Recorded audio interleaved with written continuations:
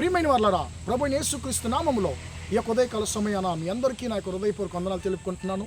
ఈ రోజంతా కూడా మీరు చేయబోయే అన్ని విషయాల్లో దేవుని హస్తము మీకు తోడయుండి మీకు జయాన్ని కలుగుజేయును గాక. కీర్తన గ్రంథము 20వ కీర్తన 2వ వచనములో సెలవిస్తుంది, పరిశుద్ధ స్థలములో నుండి ఆయన నీకు సహాయము చేయునుగాక, సియోనులో నుండి ఆయన నిన్ను ఆదుకొనుగాక అనేటువంటి మాటను మనం ఇక్కడ చదువుతున్నామండి. ప్రియమైన దేవులారా, మన దేవుడు సహాయం చేసేటువంటి దేవుడు, మన దేవుడు ఆదుకునేటువంటి దేవుడు.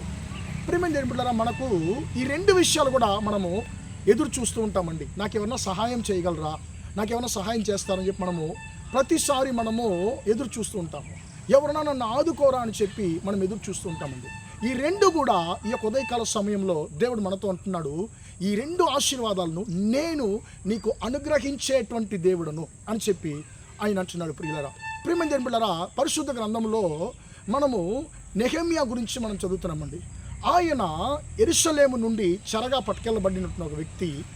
ఆయన ప్రియమైన దేవులారా మళ్ళీ పడగొట్టబడినటువంటి తన దేశపు యొక్క గుమ్మములు కట్టబడాలని చెప్పి ఆయన ఆశిస్తున్నాడు. కానీ ఆయన రాజు యొక్క పని మనిషిగా ఉన్నాడు, ఒక బానిసగా ఉన్న వ్యక్తి. ఆయన వల్ల అలాంటి పెద్ద పని ఆయన చేయలేడు. ఇప్పుడు ఆయనకి దేవుని యొక్క సహాయం కావాలి. దేవుని యొక్క సహాయం ఉంటేనే ఆయన సమస్తాన్ని చేయగలడు. ఇప్పుడు ప్రియమైన దేవులారా, ఆయన దేవునికి ప్రార్థిస్తున్నాడు, అయ్యా నీ సహాయం నాకు కావాలని చెప్పి ప్రార్థిస్తున్నాడు. ప్రియమైన దేవులారా, దేవుని యొక్క సహాయం ఆయనకు దొరికింది. ఎలా దొరికిందంటే ఆ దేశపు యొక్క రాజు ద్వారా దొరికింది. ఆ దేశపు యొక్క రాజే అడిగాడు, అయ్యా నీకు ఏం కావాలి అని చెప్పి. ప్రియమైన దేవులారా, దేవుని యొక్క సహాయాన్ని వెతికినటువంటి ఒక వ్యక్తికి ఈ లోకంలో ఉండేటువంటి అన్ని సహాయాలు దేవుడు ఖచ్చితంగా ఆయన అనుగ్రహించేటువంటి దేవుడిగా ఉంటున్నాడు. ప్రియమైన దేవులారా, మీరు ఎవరు సహాయాన్ని వెతుకుతున్నారు, ఎవరు మిమ్మల్ని ఆదుకోవాలని చెప్పి మీరు ఇష్టపడుతున్నారు? ప్రియమైన దేవులారా, దేవుడే నిన్ను నన్ను నీకు నాకు సహాయం చేయగలడు.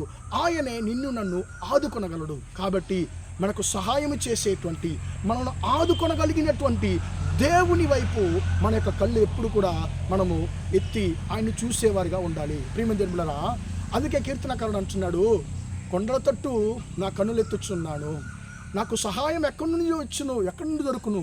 నాకు యెహోవా నుండే భూమిని ఆకాశాన్ని సృష్టించినటువంటి యెహోవా యొద్ద నుండి నాకు సహాయం వచ్చును అనేటువంటి మాటను కీర్తనకారుడు అన్న ప్రకారము మన యొక్క కళ్ళు ఎప్పుడు కూడా మనుషుల్ని కాదు దేవుని చూసేటువంటి కళ్ళుగానే ఉండాలి. ప్రియమైన దేవుడు, అప్పుడు మనం దేవుడు ఆయన ఆదుకునే దేవుడిగా ఉంటాడు.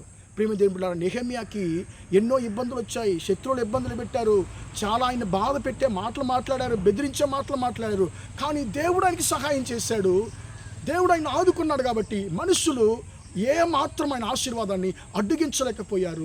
చివరికి ఆయన యొక్క ఆశ నెరవేరినట్లుగా మనం చూస్తున్నాం. ప్రియమైన దేవులారా, మీకు ఎలాంటి సహాయం కావాలని మీరు కోరుకుంటున్నారు, ఆ యొక్క సహాయాన్ని మీకు ఖచ్చితంగా దేవుడు దయచేయబోతున్నాడు. ప్రార్థన చేద్దామా? ప్రేమగల మా తండ్రి, దయగల దేవా, ఇంతవరకు ఈ మాటలు తండ్రి విన్నా మిమ్మల్ని మీరు దీవించండి, ఆశీర్వదించండి. అయ్యా తండ్రి, నువ్వు సహాయం చేసేటువంటి దేవుడు, నువ్వు ఆదుకునేటువంటి దేవుడు తండ్రి. మాతో మాట్లాడిన నీకు మహాకృపను బట్టి స్తోత్రం తండ్రి. ఈ రెండు మాటలు తండ్రి మీ బిడ్డల జీవితంలో 100% నెరవేరుగా కానీ ప్రార్థిస్తున్నాను. అయ్యా నీవే నీ బిడ్డలను ఆదుకోమని తండ్రి, నీ బిడ్డలు సహాయం చేయమని ప్రార్థిస్తున్నాను. మనుషులు సహాయం ఏమాత్రం చేయలేరయ్యా తండ్రి, నువ్వు మాత్రమే సహాయం చేసేటువంటి దేవుడు, ఆదుకునేటువంటి దేవుడు తండ్రి. మీ బిడ్డలకు సహాయం చేయండి, మీ బిడ్డలు ఆదుకోమని ప్రార్థిస్తున్నాను.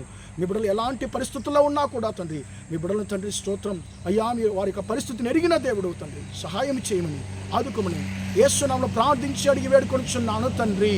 ఆమేన్, ఆమేన్. ప్రియమైన వారలారా, దేవుడు మిమ్మల్ని దీవించి ఆశీర్వదించును గాక. Praise the Lord, praise the lord.